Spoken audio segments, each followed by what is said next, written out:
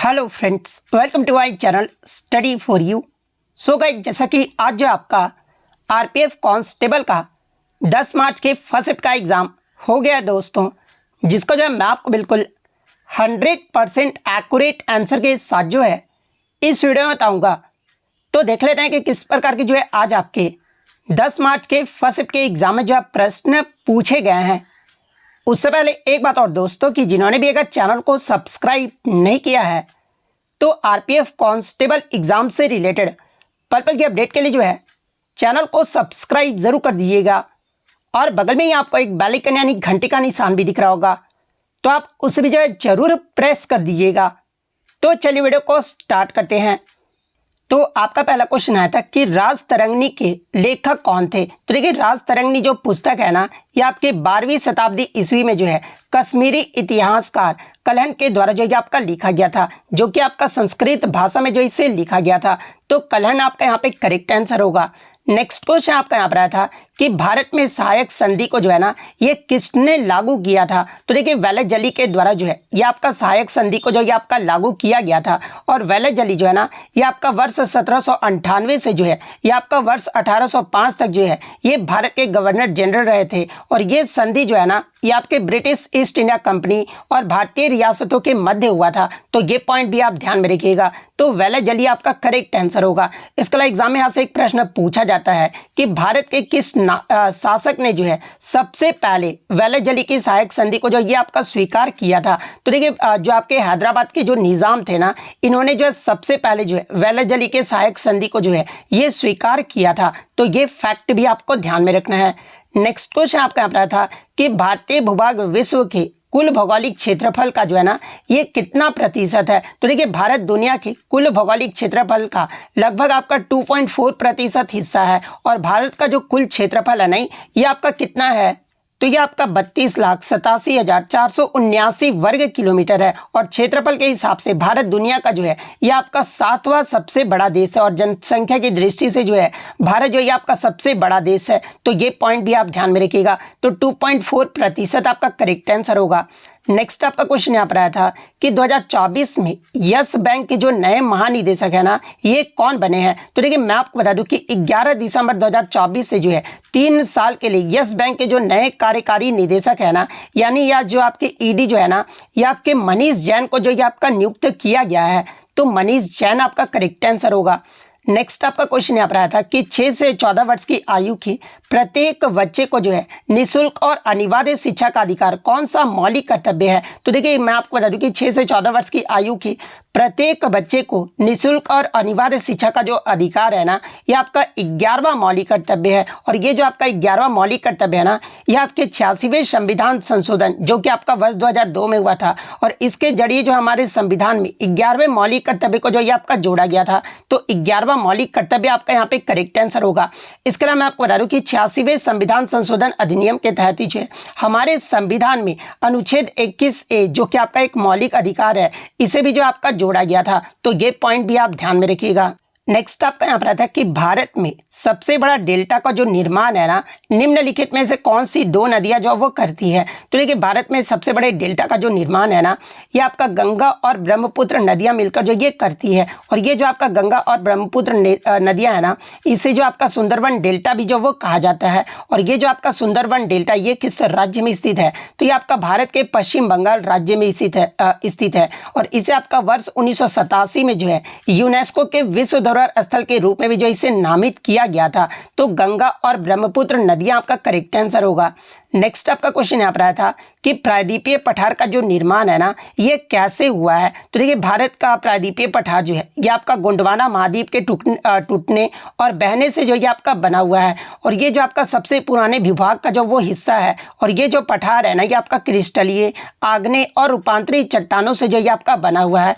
तो इनमें से आपका जो भी ऑप्शन में दिया गया होगा वो आपका यहाँ पे करेक्ट आंसर होगा।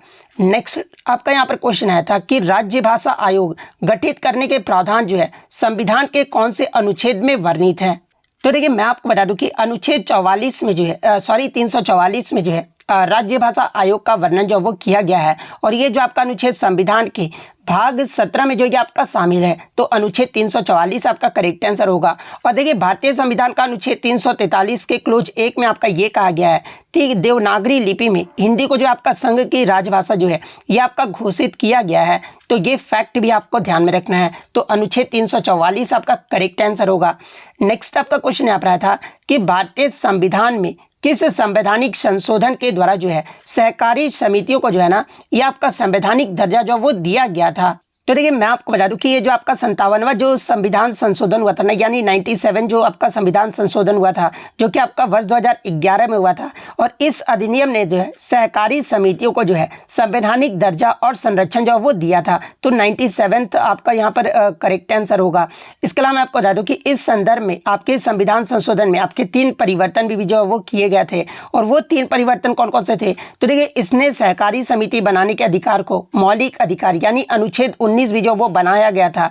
इसके अलावा इसमें सहकारी समितियों को बढ़ावा देने के लिए जो है डीपीएसपी में आपका एक नया भाग भी जो वो आपका सम्मिलित किया गया था, जो कि आपका नया जो अनुच्छेद था वो आपका कौन था? तो ये आपका अनुच्छेद 43B को जो है ये आपका जो वो शामिल किया गया था।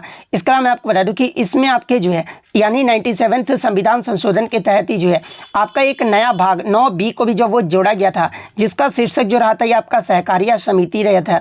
और इसी भाग 9 में जो है आपके 9B में अनुच्छेद 243ZH से 243ZT तक भी जो है ना ये आपका जोड़ा गया था। तो ये सारे फैक्ट जो आपको ध्यान में रखना है। नेक्स्ट क्वेश्चन आपका रहा था कि ध्वनि के बारे में निम्नलिखित में से कौन सा कथन जो है आपका सत्य नहीं दिया गया है? तो देखिए ध्वनि के बारे में अगर सत्य कथन की बात कर ले तो देखिए ध्वनि जो होता है ना एक आपका यांत्रिक तरंग होता है। इसके अलावा ध्वनि जो तरंगे होती है ना ये आपका अनुदैर्ध्य तरंगे होती है।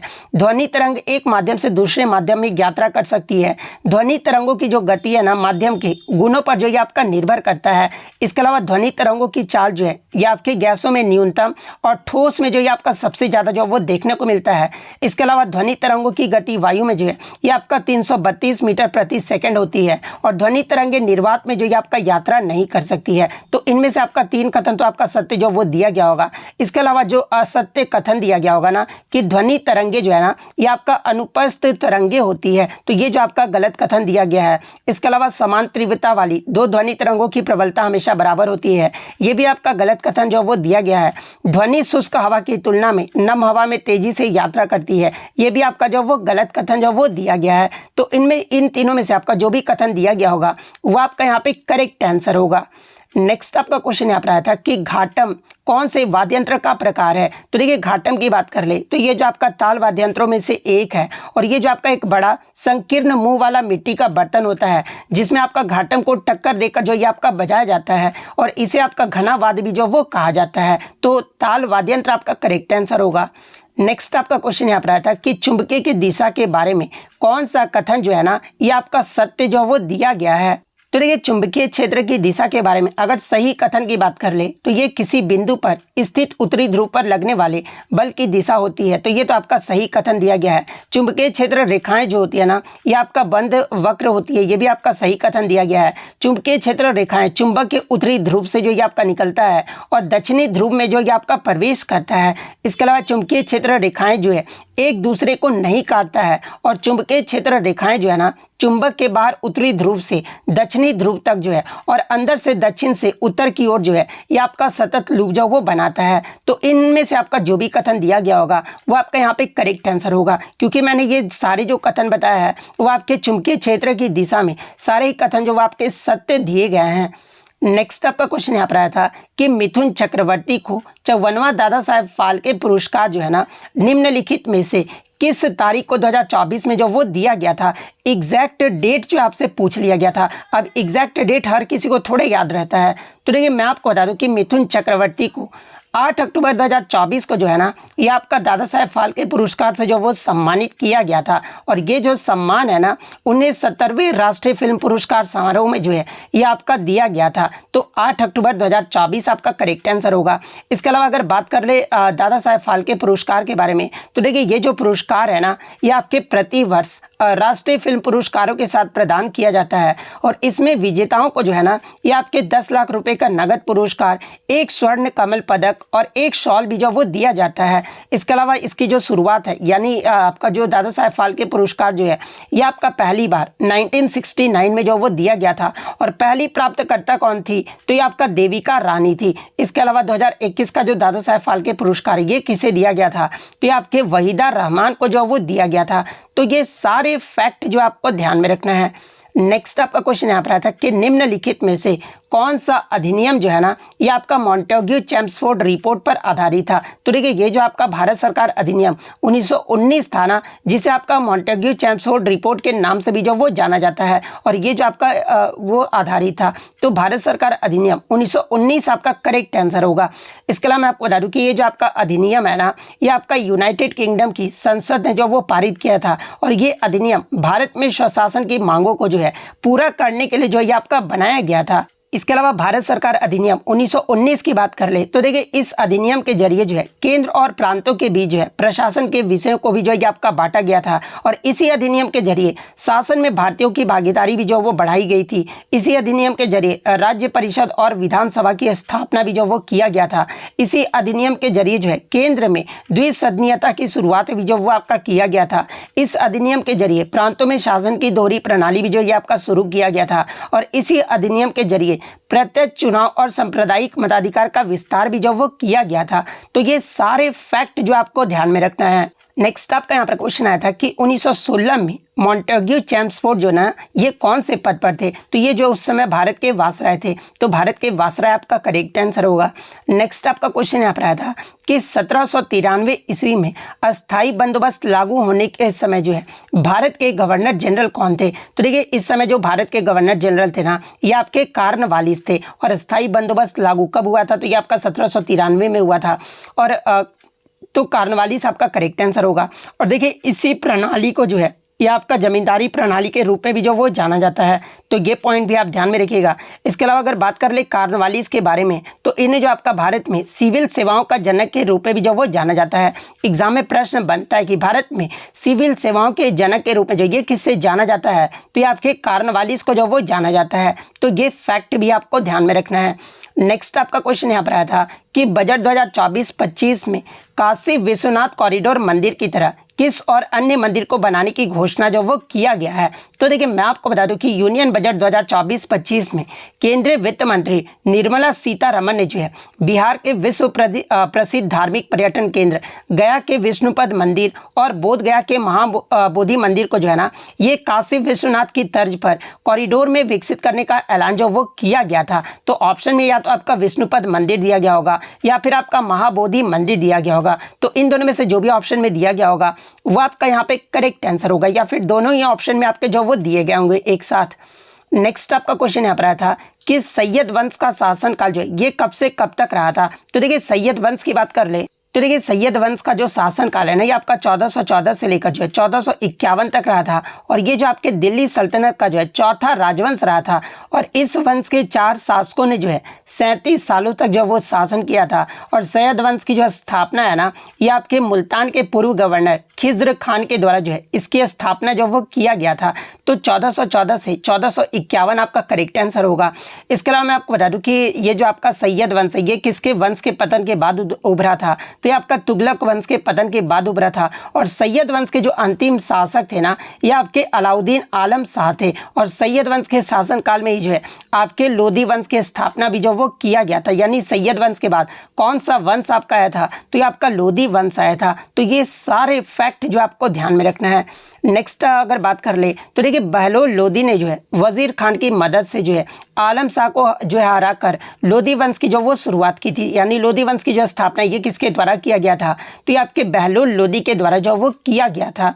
नेक्स्ट आपका यहाँ पर मैच द फॉलोइंग कालक्रम को जो वो आपका व्यवस्थित करना था। 4 रक्षा मंत्रियों का नाम जो वो दिया गया था। तो देखिए पहले अगर बात कर ले भारत के पहले जो रक्षा मंत्री थे ना ये आपके बलदेव सिंह थे। दूसरे भारत के जो रक्षा मंत्री थे ये आपके कैलाश नाथ काटजू थे। अगर 24वें नंबर की बात करें तो देखिए 24वें नंबर के जो भारत के रक्षा मंत्री है ना ये आपके अरुण जेटली थे। 25वें नंबर के जो ये आपके मनोहर पर्रिकर थे। 26वें नंबर के जो ये आपके निर्मला सीतारमण थी और 27वें नंबर यानी वर्तमान में जो आपके भारत के रक्षा मंत्री हैं ये आपके राजनाथ सिंह है। तो इस क्रम से जिन्होंने भी सजाया होगा उनका यहाँ पे करेक्ट आंसर होगा। नेक्स्ट आपका क्वेश्चन यहाँ पर था कि चंद्रगुप्त मौर्य के शासनकाल में कौन जो है वो भारत आया था। हालांकि प्रश्न इस प्रकार से पूछा गया था कि ये जो आपका मेगास्थनीज है ना, ये आपका जो कि एक आपका यूनानी राजदूत है और इसे जो है भारत जो है ना, ये आपका चंद्रगुप्त मौर्य के जो है दरबार में किसने भेजा था। तो ऑप्शन में आपका जो है वो आपका दिया गया होगा सेल्यूकस निकेटर जो वो दिया गया होगा। तो देखिए सेल्यूकस प्रथम निकेटर ने जो है मेगास्थनीज को मौर्य दरबार में जो राजदूत है ना वो नियुक्त किया था। तो सेल्यूकस प्रथम निकेटर आपका करेक्ट आंसर होगा। इसके अलावा मैं आपको बता दूं कि मेगास्थनीज के द्वारा ही जो है ये आपका इंडिका नामक पुस्तक भी जो वो लिखा गया था। तो ये फैक्ट भी आपको ध्यान में रखना है। और चंद्रगुप्त द्वितीय के शासन काल में ही जो है भारत में आने वाला जो चीनी यात्री था ना, इसका नाम था फाहियान। तो ये पॉइंट भी आप ध्यान में रखिएगा।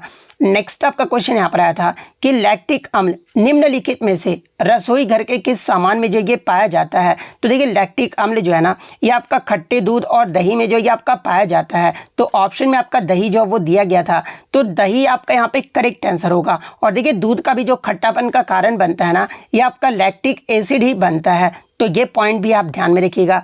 नेक्स्ट आपका क्वेश्चन यहाँ पर आया था कि 1999 में भारत रत्न से सम्मानित अमर्त्य सेन को जो है ना अर्थव्यवस्था के किस विषय के लिए जो है इन्हें सम्मानित किया गया था। तो देखिए मैं आपको बता दूं कि अर्थशास्त्री अमर्त्य सेन को जो है कल्याणकारी अर्थशास्त्र में उनके योगदान के लिए वर्ष 1998 में नोबेल पुरस्कार से सम्मानित किया गया था। और इसके बाद वर्ष 1999 में जो है इन्हें भारत रत्न से भी जो वो सम्मानित किया गया था।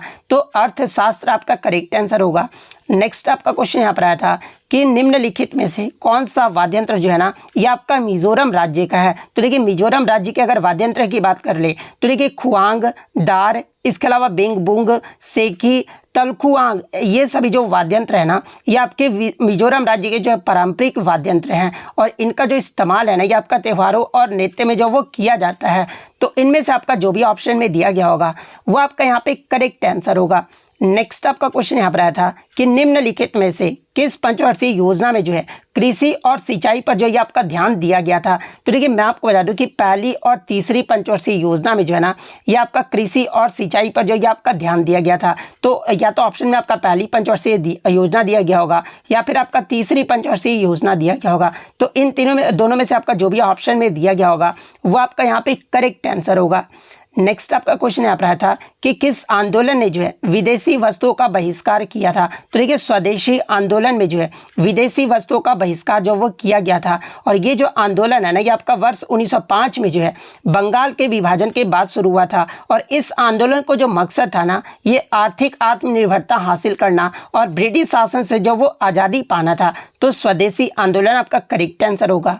नेक्स्ट आपका क्वेश्चन यहाँ पर आया था कि भारत के किस दशक में जो है हरित क्रांति की शुरुआत जो वो किया गया था। तो देखिए भारत में हरित क्रांति की जो शुरुआत है ना ये आपका 1960 के दशक में हुआ था। और 1961 से 1971 के बीच जो है हरित क्रांति की प्रगति जो ये आपका साफ जो वो देखने को मिला था। और इसी दौरान गेहूं और चावल की उत्पादन में भी जो है ना ये आपका काफ़ी बढ़ोतरी जो वो देखने को मिला था। तो 1960 का दशक आपका करेक्ट आंसर होगा। अगर पार्टिकुलर ईयर अगर आपसे पूछा जाए तो देखिए 1965 से 1967 में जो है ये आपका भारत में हरित क्रांति की जो शुरुआत है वो किया गया था। और विश्व में हरित क्रांति की जो शुरुआत है ये आपका वर्ष 1960 में किया गया था। तो ये फैक्ट भी आपको ध्यान में रखना है। और भारत में हरित क्रांति के जनक के रूप में जो है ये किससे जाना जाता है। तो ये आपके MS स्वामीनाथन को जो वो जाना जाता है।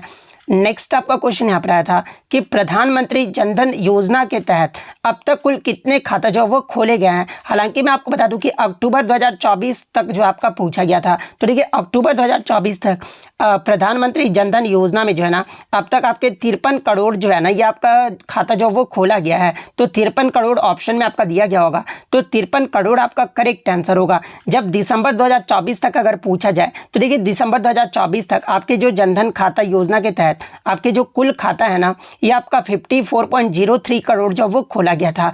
तो इन दोनों में से आपका जो भी ऑप्शन में दिया गया होगा वो आपका यहाँ पे करेक्ट आंसर होगा। हालांकि अक्टूबर का ही पूछा गया था अक्टूबर तक। तो ये आपका 53 करोड़ आपका करेक्ट आंसर होगा। नेक्स्ट आपका क्वेश्चन यहाँ पर आया था कि स्वराज मेरा जन्मसिद्ध अधिकार है और मैं इसे लेकर रहूंगा। ये जो नारा था ना, ये किसने दिया था? तो देखिए, ये जो नारा है ना, ये आपके लोकमान्य बाल गंगाधर तिलक के द्वारा जो वो दिया गया था। तो बाल गंगाधर तिलक आपका करेक्ट आंसर होगा।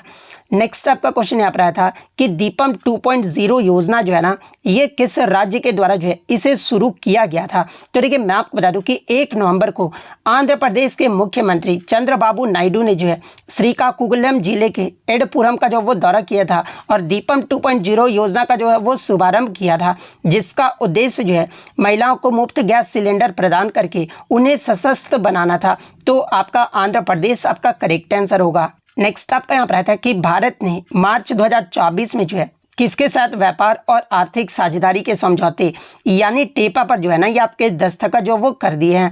तो देखिए, भारत के द्वारा मार्च 2024 में जो है ना, ये आपके यूरोपियन फ्री ट्रेड एसोसिएशन यानी EFTA के साथ जो है आपका व्यापार और आर्थिक साझेदारी के समझौते टेपा पर जो ये दस्तखत जो वो कर दिए हैं। तो EFTA आपका करेक्ट आंसर होगा।